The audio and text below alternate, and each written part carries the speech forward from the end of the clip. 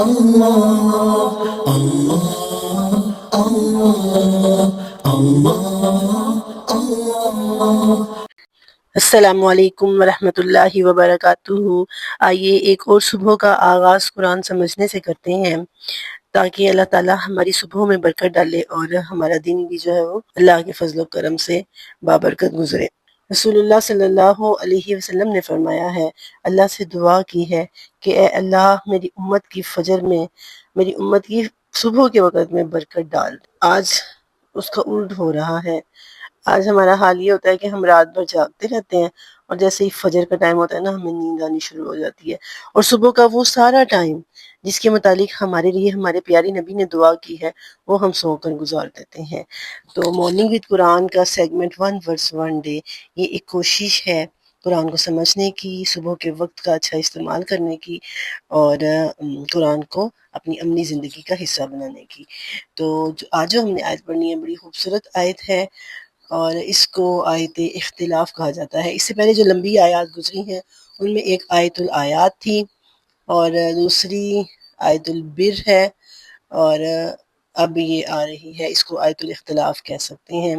یہ جو آیت آج ہم نے پڑھنی ہے نا، پیچھے اگر ہم سیاق و سباق کو مد نظر رکھیں، جہاں پہ اللہ تعالیٰ نے پھسلنے کی بات کی ہے، وہاں پر پھر اللہ رب العزت نے بات کی ہے کہ کون سی چیز ہے جو پھسلنے کی وجہ بنتی ہے، اور وہ حب دنیا بہت بڑی ریزن قرار دیا کہ دنیا کی جو زینت ہے، دنیا کی جو اٹریکشن ہے، دنیا کے دلوں میں محبت کا اس طرح سے جاگزیں ہو جانا کہ پھر سب سے جو بڑی چیز ہے نا وہ یہی ہونا، منشا و مقصد، پرپز آف لائف جو ہے نا، وہ دنیا کی بہتری ہو جانا، اچھا سٹیٹس ہو جانا۔ جب یہ چیز آ جاتی ہے نا تو پھر انسان ہدایت کے راستے سے پھسل جاتا ہے۔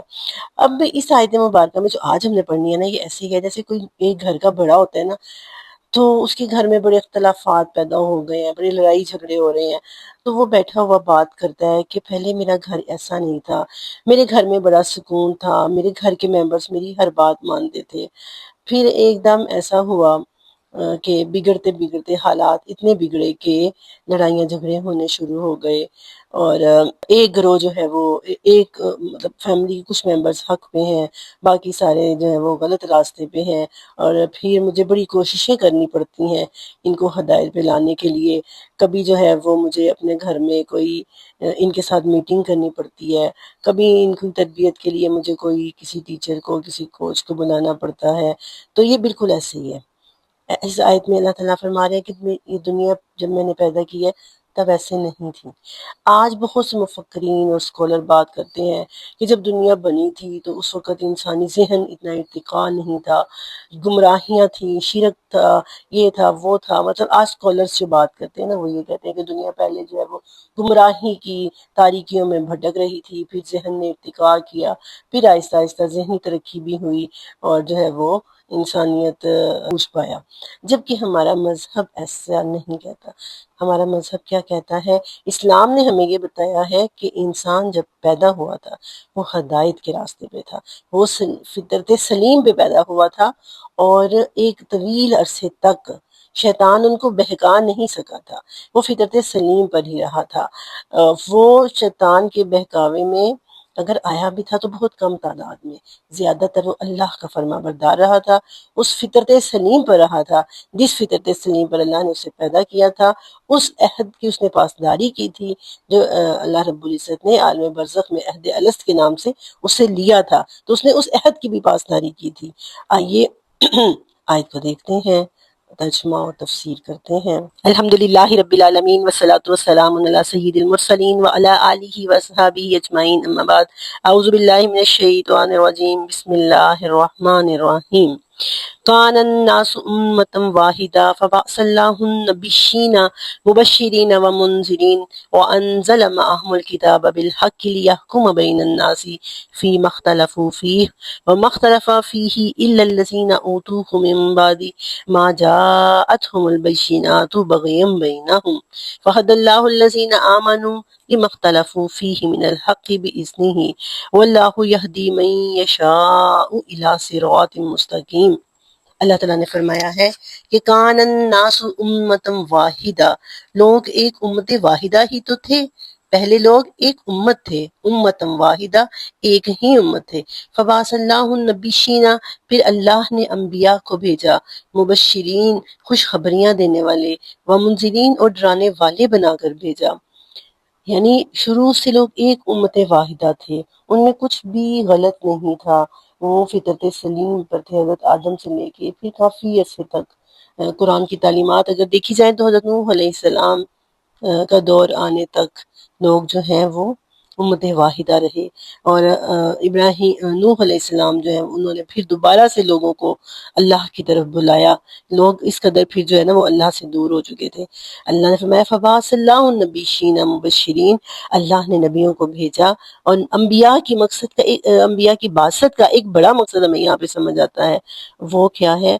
خوشخبری دینا، اللہ کے انعامات یاد دلانا، جنت کی خوشخبری دینا، نیکیوں کا حکم دے کر ساتھ بتانا کہ اس کا اجر کیا کیا ملنے والا ہے، لیکن اتنی خوشخبریاں نہ سنانا کہ لوگ جو ہیں وہ بڑے خوش ہو جائیں کہ بس ہم ہی جنتی ہیں۔ ساتھ کیا مقصد ہے؟ وہ منذرین، اور وہ ڈرانے والے بھی تھے۔ انبیاء اللہ کے عذاب سے ڈرانے والے تھے، اللہ کے انعامات کی خوشخبریاں دینے والے تھے۔ یہ تھا انبیاء علیہ السلام کی بعثت کا ایک بڑا مقصد۔ وَأَنزَلَ مَعَهُمُ الْكِتَابَ بِالْحَقِّ، اور پھر ان کے ساتھ اللہ نے ایک کتاب بھیجی۔ انبیاء کے ساتھ اللہ رب العزت کتابیں بھیجتا رہا۔ لِيَحْكُمَ بَيْنَ النَّاسِ فِي مَا اخْتَلَفُوا فِيهِ، تاکہ وہ انبیاء جو تھے اس کتاب کے ذریعے لوگوں کے اندر فیصلہ کریں۔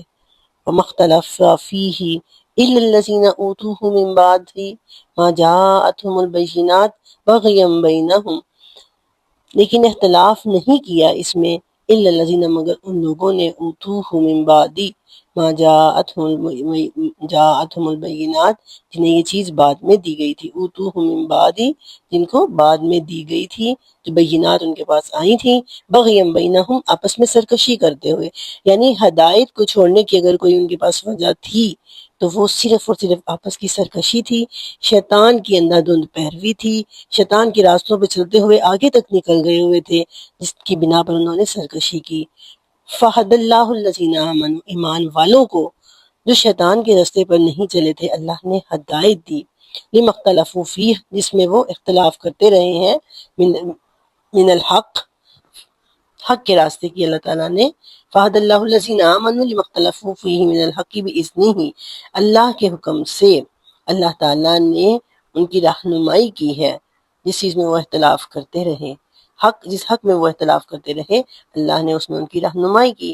واللہ یہدی من یشاء الی صراط مستقیم، اللہ جس کو چاہتا ہے سیدھے راستے کی طرف اللہ اس کی رہنمائی کر دیتا ہے۔ اب چند باتیں اس آیت سے ہمیں سمجھ آ رہی ہیں۔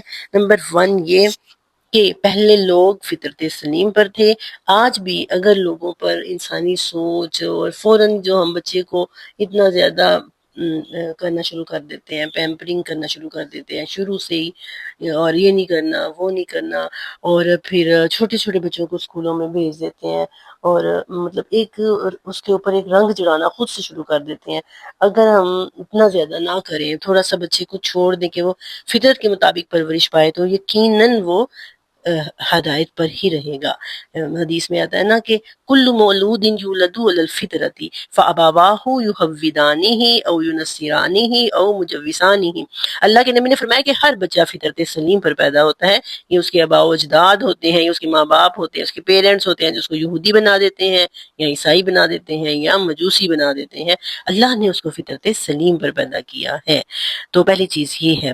دوسری چیز ہمیں یہ سمجھ آئی کہ انبیاء کی بعثت کا ایک بڑا مقصد جو تھا نا، وہ انبیاء کی بعثت کا بڑا مقصد جو ہے وہ یہ تھا کہ لوگوں کو دین کی طرف بلائیں اور خوشخبریاں دے کر جنت کی اور جہنم سے ڈرا کر۔ یہ جو ہے نا ایک دائی کا سب سے بڑا مشن یہ ہونا چاہیے۔ وہ فقہات میں پڑ جانا، اختلافی مسائل میں پڑ جانا، یہ چیز نہیں ہے۔ اختلافی مسائل کے لیے جب ایک بندہ متاثر ہو کر دین کی طرف آتا ہے تو اس کو پھر فقہی مسائل سمجھائے جائیں یا حدیث پڑھائی جائیں، لیکن جو ہے نا وہ اسی وجہ سے تو فرقہ واریت اب پھیل رہی ہے، فرقہ واریت پھیلی ہے، اور جو ہے وہ قرآن کی تعلیمات کم ہوئی ہیں۔ رسول اللہ صلی اللہ علیہ وسلم نے فرمایا تھا ہمیشہ ایک گروہ حق پر رہا ہے، اور ہمیشہ شروع سے لے کے حضرت آدم کے دور سے لے کے آج تک ایک گروہ جو ہے وہ حق پر رہا ہے۔ آپ دیکھیے حضرت عیسیٰ علیہ السلام کے دور میں بھی ایسے لوگ تھے جو حق پر تھے اور ہمیشہ ہی رہے ہیں۔ اصحاب کہف کے بارے میں جو ہم پڑھتے ہیں وہ بھی ایک وہ گروہ تھا جو حق پر تھا، اور اس دور میں بھی اہل حق پر بڑا ظلم و ستم ہوتا تھا۔ ہر دور میں جو ہے نا وہ حق کے پیروکار رہے ہیں۔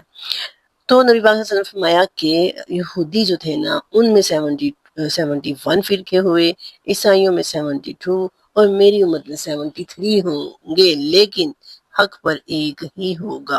صحابہ کرام نے پوچھا اے اللہ کے رسول کیسے پتہ چلے گا حق پہ کون ہے؟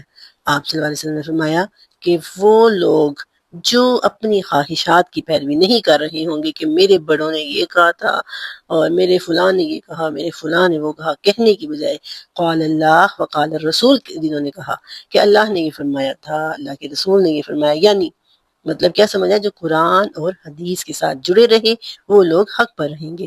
اور لیکن جو دوسروں کی باتیں ماننے لگے، میرے پیر صاحب نے یہ کہا ہے، میرے بڑے والد مطلب ہمارے آباء و اجداد میں یہ بات چلی آ رہی ہے، اور جی ہم تو شروع سے یہی کرتے ہیں بغیر سوچے سمجھے کہ بڑوں نے کہا تھا، بھئی ہم نے اپنے بڑوں کو یہی کرتے ہوئے دیکھا ہے، اور اتنے لوگ یہ کر رہے ہیں، اور جو لوگ یہ کر رہے ہیں اللہ ان کو نواز رہا ہے۔ تو یہ جو چیزیں جنہوں نے پکڑ لی، فرمایا وہ گمراہ ہو گئے، لیکن جنہوں نے قال اللہ و قال رسول کہا لائف میں، وہ فرقہ ہمیشہ کامیاب رہے گا، وہی حق پر رہے گا اور وہی ہدایت پر رہے گا۔ تیسری چیز یہ، اور اس آیت سے ہمیں اور کیا بات پتہ چل رہی ہے، اس آیت سے ہمیں یہ پتہ چلا کہ اللہ جو ہے وہ جس کو چاہتا ہے یہدی من یشاء الی صراط مستقیم، سیدھے راستے کی طرف اس کی رہنمائی کرتا ہے، لیکن کن کی؟ جنہوں نے شیطان کے راستے کو چھوڑا اور رحمان کے راستے کو اپنانا چاہا، اللہ پھر ان کی رہنمائی کرتا ہے۔ اللہ ان کو گمراہ نہیں ہونے دیتا، اللہ ان کو بھٹکنے نہیں دیتا۔ ہدایت پانے کے بعد کی جو گمراہی ہوتی ہے نا، یہ بہت خطرناک ہوتی ہے۔ ایک ہوتا ہے کہ گمراہ پہلے سے گمراہ ہوں، ایک ہوتا ہے کہ اللہ تعالیٰ نے آپ کو ایک راستہ دکھایا ہے، آپ نے قرآن پڑھنا شروع کیا، آپ نے دین کو سمجھنا شروع کیا، اس کے بعد جو گمراہی ہوتی ہے نا دین سمجھنے کے بعد، یہاں پر یہ دوبارہ جن لوگوں کا ذکر ہوا یہ وہی لوگ ہیں۔ تو اس چیز سے اللہ کی پناہ مانگنی چاہیے کہ اللہ یہ کتاب جو ہم نے پڑھی ہے، یہ دین جو ہم نے سیکھا ہے، یہ ہمارے لیے گمراہی کا باعث نہ بنے۔ گمراہی کا باعث کیسے؟ کہ دکھاوا آ جانا اور اپنی واہ واہ کرنے کے لیے دین کی خدمت کرنا، یا پھر آہستہ آہستہ دل سے اس کی محبت نکل جانی، دنیا کی محبت کا داخل ہو جانا اور دین پر عمل کرنا مشکل لگنا شروع ہو جانا، ہیلے بہانے حجتیں۔ آپ دیکھیں شروع میں جب قرآن پاک کی کلاس ہم شروع کرتے ہیں تو بڑے اسٹوڈنٹ ہوتے ہیں، بڑے خوشی خوشی آ رہے ہوتے ہیں، اور آہستہ آہستہ آہستہ آہستہ کم ہونے شروع ہو جاتے ہیں، اور پھر کیا ہوتا ہے، چند لوگ رہ جاتے ہیں جو کہ مستقل مزاجی سے قرآن سیکھتے ہیں۔ اسی لیے جب ہم ہدایت کی طرف آتے ہیں پھر اللہ تعالیٰ سے ہمیں یہ دعا کرنی چاہیے کہ اے اللہ اب اس ہدایت پر ہمیں ثابت قدم رکھنا۔ اللہ سے دعا ہے کہ اللہ تعالیٰ ہمیں ہدایت والی زندگی دے اور پھر اس ہدایت پر ہمیں ثابت قدمی عطا فرمائے۔ ہمیں جو پچھلی آیت میں کہا کہ جو پھسل جاتے ہیں، اللہ تعالیٰ ہمیں پھسلنے والوں میں سے نہ کرے۔